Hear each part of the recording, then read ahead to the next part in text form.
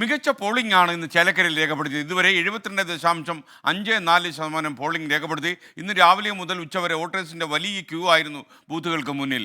എന്നാൽ ഉച്ചയ്ക്ക് ശേഷം പോളിംഗ് മന്ദഗതിയിലായി. പോളിംഗ് ആരംഭിക്കുന്നതിന് മുന്നേ തന്നെ ബൂത്തുകളിൽ വോട്ടർമാർ എത്തി തുടങ്ങി. തുടക്കം മുതൽ മികച്ച പോളിംഗ്. LDF സ്ഥാനാർത്ഥി UR പ്രദീപ് ദേശമംഗലം വിദ്യാസാഗർ ഗുരുകുലം സ്കൂളിൽ ഭാര്യയ്ക്കൊപ്പം എത്തി വോട്ട് രേഖപ്പെടുത്തി. വളരെ ആത്മാർത്ഥമായി ഇടതുപക്ഷ ജനാധിപത്യ മുന്നണിയുടെ കേഡർമാർ നല്ല ആത്മാർത്ഥമായി താഴെത്തട്ടിൽ ഇടപെട്ടിട്ടുണ്ട്. ഈ പ്രസ്ഥാനത്തിനുള്ള ആത്മാർത്ഥതയാണത്. ആ ആത്മാർത്ഥത തീർച്ചയായിട്ടും വിജയം ഉണ്ടാകുമെന്ന കാര്യത്തിൽ സംശയമില്ല. K രാധാകൃഷ്ണന്റെ വോട്ട് തോന്നൂർക്കര AUP സ്കൂളിലായിരുന്നു. ഇടതുപക്ഷ ജനാധിപത്യ മുന്നണി സ്ഥാനാർത്ഥിയായി മത്സരിക്കുന്ന സഖാവ് UR പ്രദീപ് വലിയ ഭൂരിപക്ഷത്തോടു കൂടി തന്നെ വിജയിക്കുമെന്ന് തന്നെയാണ് നാം പ്രതീക്ഷിക്കുന്നത്.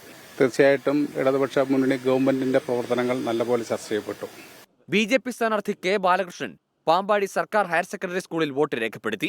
തെരഞ്ഞെടുപ്പിൽ ശുഭപ്രതീക്ഷയെന്ന് K ബാലകൃഷ്ണൻ. സംഘടനാ സംവിധാനത്തിൽ നിന്ന് ഏറ്റവും താഴെത്തട്ടുള്ള പ്രവർത്തകർ വളരെ ശക്തമായി പ്രവർത്തനത്തിനുള്ള പ്രചോദനം നൽകിയിട്ടുണ്ട്.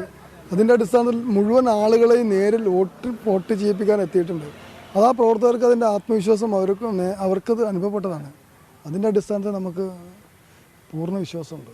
UDF സ്ഥാനാർത്ഥി രമ്യ ഹരിദാസിന് മണ്ഡലത്തിൽ വോട്ടില്ല.